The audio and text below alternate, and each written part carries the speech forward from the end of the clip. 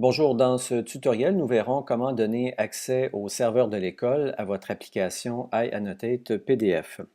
D'abord, une fois que vous l'avez installé sur votre iPad, vous repérez l'icône de l'application que vous allez pouvoir démarrer.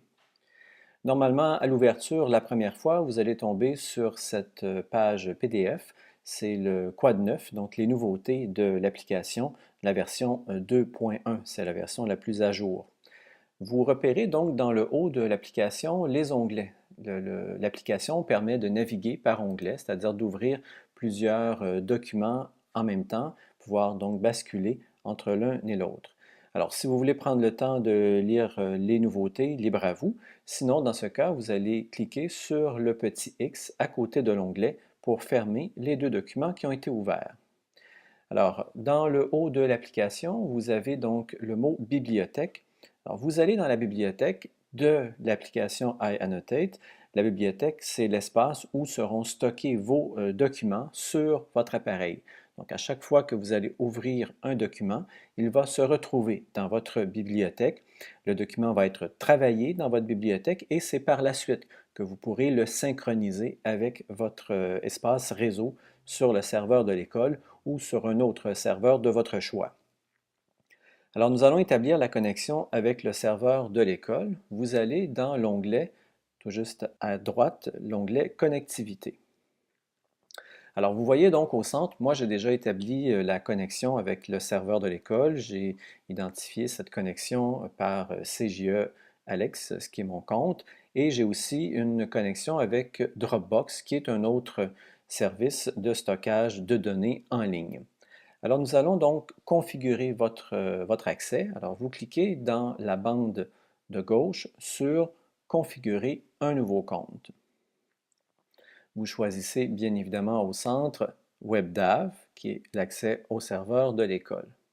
Alors ici, vous entrez le nom que vous souhaitez donner à votre compte. Alors d'emblée, nous indiquons CJE. Alors, dans mon cas, j'avais indiqué Alex. Alors, dans la deuxième ligne, vous indiquez l'accès URL pour le serveur de l'école. Alors, je vous la donne. https deux points barre oblique file au pluriel rv.cje.qc.ca.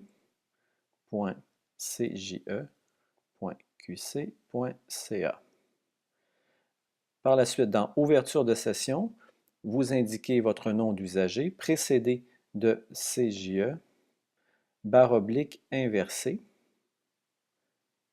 dans mon cas à gagner, et vous entrez à la dernière étape, votre mot de passe personnel. Une fois que c'est fait, vous cliquez sur Configurer le compte. Alors, une fois que ce sera fait, vous allez vous retrouver donc dans l'interface que vous avez sous les yeux. Donc, dans ce cas, vous aurez votre icône rouge avec votre indication personnalisée. Alors, nous allons aller dans votre accès réseau. Alors, dans mon cas, on clique sur CJE Alex. Vous avez donc accès à l'ensemble des dossiers contenus sur le réseau. Vos dossiers personnalisés se retrouveront dans Pluriweb, Prof. Vous avez votre numéro d'enseignant et par la suite, l'ensemble des dossiers contenus sur votre espace réseau. Dans mon cas, mes dossiers ont été regroupés dans Éducation et vous voyez donc mes dossiers en géographie et en histoire.